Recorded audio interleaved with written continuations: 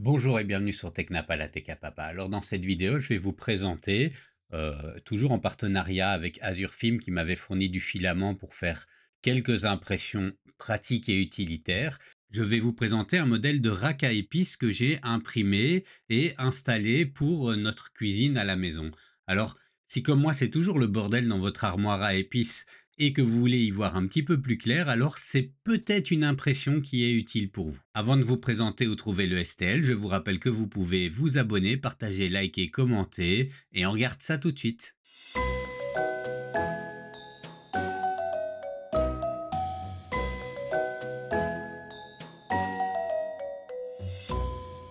Et donc voilà, c'est ce modèle de rack à épices que je vous propose de découvrir dans cette vidéo. Alors, je vais l'imprimer avec du filament PCTG de la marque Azure Film, hein. Donc j'avais rappelé en introduction qu'ils étaient le sponsor de cette vidéo. J'ai voulu prendre du filament comme ça. Pourquoi? Parce que j'avais besoin de solidité et de résistance mécanique pour ce genre d'objet. Je vais tester l'impression avec la Bambu Lab et je vous mets le lien vers le fichier en description si jamais vous êtes intéressé de l'imprimer. Alors voilà, j'ai réglé mon filament PCTG à 240 degrés et à 80 degrés pour le plateau. Comme il propose, je vais l'imprimer avec la plaque haute température. Et voilà l'ensemble des pièces que nous devons imprimer. Alors je vais lui demander de s'arranger autrement pour le plateau. Vous voyez ici le modèle est un tout petit peu trop grand pour la Bambu Lab. Ça c'est quand même une de ses limitations, donc je vais l'imprimer ici en biais et je ne ferai pas de ligne de calibration alors. D'autant que je dois imprimer deux fois, hein, deux fois chacun de ces modèles. Mais voilà, ce sera plusieurs petites impressions, mais je lance tout ça et on verra au final ce que ça donne.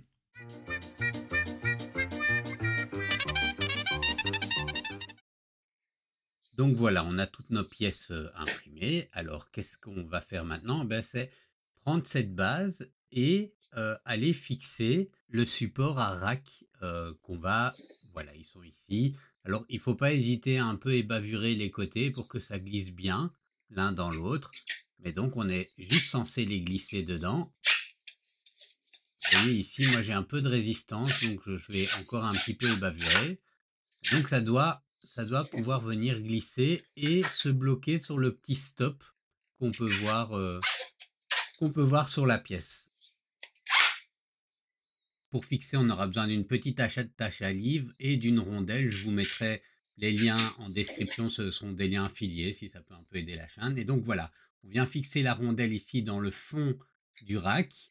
Et puis, il faut venir simplement attacher en dessous l'attache à livre. Alors voilà, l'attache à livre se fixe comme ça. On met la partie femelle dans le bas, comme ça. Et puis, on vient bien tenir tout ça, le retourner et venir fixer la petite vis mâle, comme ça, à travers la roulette, enfin la rondelle, pardon. Et donner un tout petit coup de tournevis pour que ça tienne. Il faut serrer suffisamment pour que ce ne soit pas lâche et pas trop non plus pour que le rack puisse toujours tourner. Comme ceci, vous voyez. Il tourne, c'est suffisamment lâche, mais pas trop. Alors la suite est très simple, on vient simplement fixer les parties supérieures sur le rack. Alors, vous faites évidemment ça le nombre de fois qu'il faut en fonction du choix que vous avez fait au moment de l'impression des modèles, hein, un rack, deux racks, trois racks. Moi ici j'ai pris un double rack, donc je l'aurai à faire une deuxième fois. Et voilà ce que ça donne une fois fini d'être imprimé. Donc voilà, on a un rack qui tourne sans problème. Je viens le repositionner. Il ne me reste plus maintenant qu'à placer la petite butée de stop, hein. Alors bon, là, je ne vais pas le placer sur la table là, hein, mais voilà, on vient le placer ici, le fixer dans votre étagère comme ceci. Je propose maintenant qu'on voit le montage.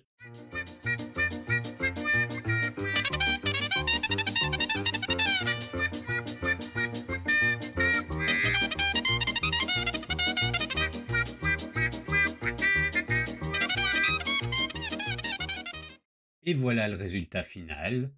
J'ouvre mon armoire, c'est bien rangé, j'ai qu'à tirer sur le rack. Je peux le tourner pour voir clairement les pots que j'ai. Je le remets et je peux faire pareil avec le deuxième rack